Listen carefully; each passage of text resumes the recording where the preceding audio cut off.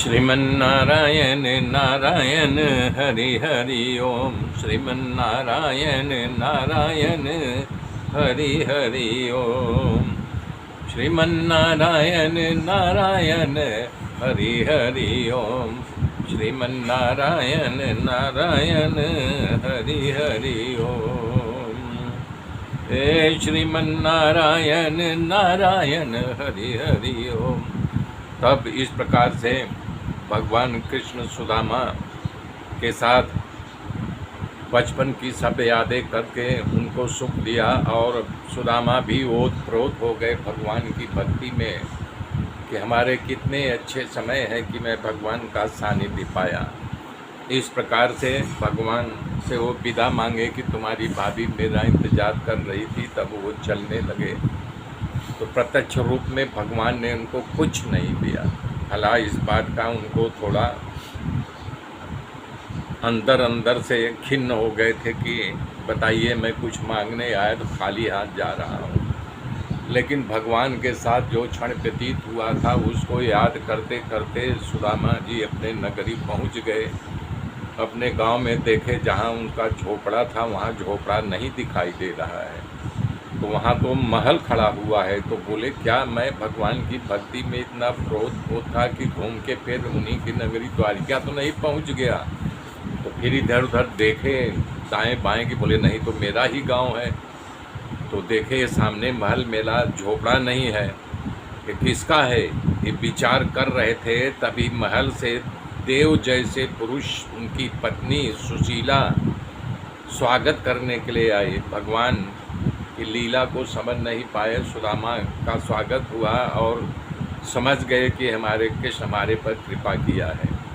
उसके बाद इंद्र के दरबार में जैसी भव्यता रहती है उसी प्रकार सुदामा जी करुणा करके भगवान ने उनके परिवार के ऊपर कृपा किया और सम्मान किया।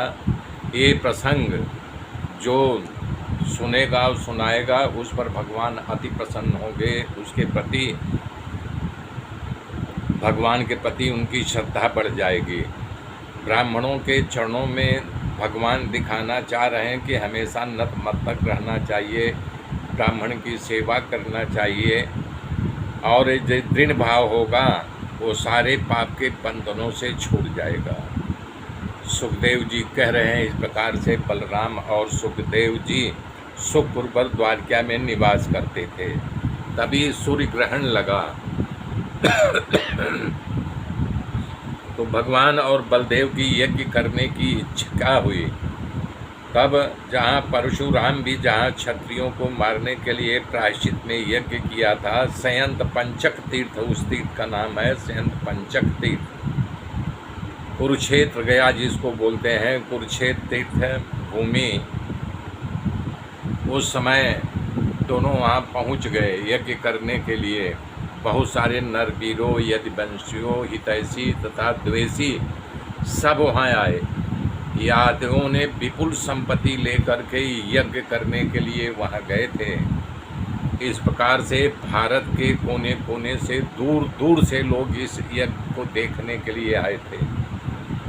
इस यात्रा में ब्रज से नंद बाबा तथा कुटुंबी जनों गोपी ग्वाल भी वहाँ आए थे, जिसके साथ भगवान और बलराम ने बचपन की लीलाओं को याद किया।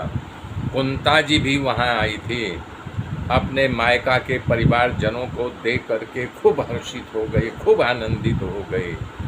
सभी ने सूर्य ग्रहण के समय भगवान का जाप किया और ग्रहण छूटने के बाद स्नान किया, खूब दान दिया। विपुल संपत्ति ले गए थे, खूब दान दिया। तब जो है कुंता जी वसुदेव से मिल के रोने लगी, है भाई हमारे ऊपर इतनी बड़ी विपत्ति पड़ी थी लेकिन आप कभी देखने के लिए नहीं आए। मेरे मित्रों मेरे साथ बने रहिए, आगे की गाथा फिर कल जो उनका, तब तक के लिए जय श्री राम।